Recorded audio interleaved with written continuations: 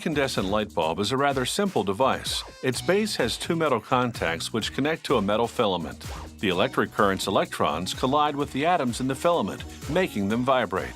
This energy heats the atoms to 4,000 degrees Fahrenheit, at which temperature they emit visible light. The light bulb factory has two production lines that eventually merge. One prepares the glass bulb, the other makes what's called the mount, the electrical components that go inside it.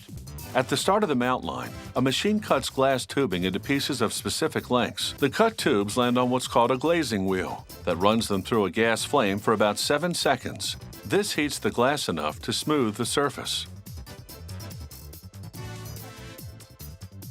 The glazed tubes now enter what's called a flare-making machine, which heats each tube until the glass is malleable, then stretches one end into a flared shape.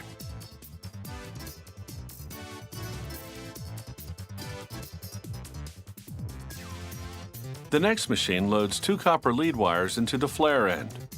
Then it inserts a thin glass cylinder called the exhaust tube. A trip through a series of progressively hotter flames softens the tubes. A press then moves in to squash them, encasing the wires in glass. At the same time, the machine makes a tiny hole in the glass in between the wires. This is to later remove air from inside the bulb. It'll exit via the exhaust tube through this hole. Next, the machine separates the lead wires and forms the ends into hooks.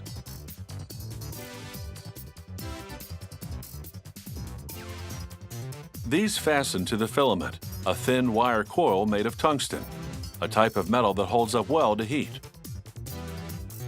The machine coats the lead wires in a liquid form of another metal, zirconium. This lengthens their lifespan by making them more resistant to moisture inside the bulb.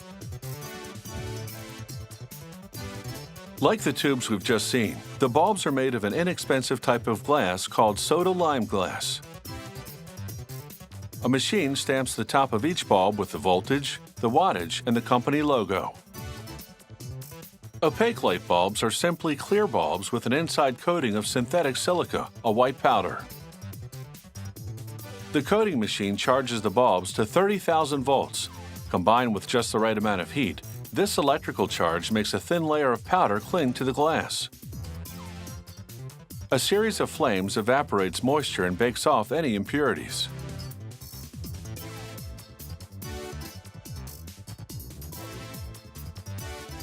As the two production lines merge, a bulb goes over each mount.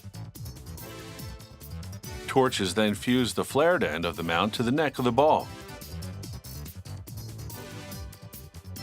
Arms move in and mold the neck to fit inside the bulb's aluminum base.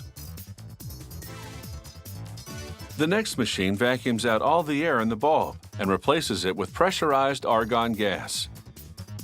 This inert gas will resist heat buildup, helping the filament last longer.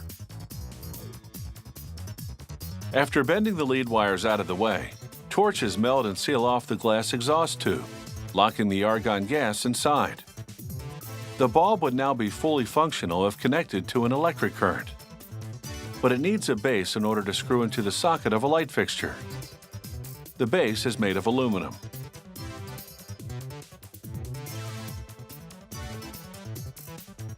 This machine inserts one of the bulb's lead wires through the middle and solders it in place. It then spot welds the other wire to the side. The result, two base contacts to line up with two socket contacts.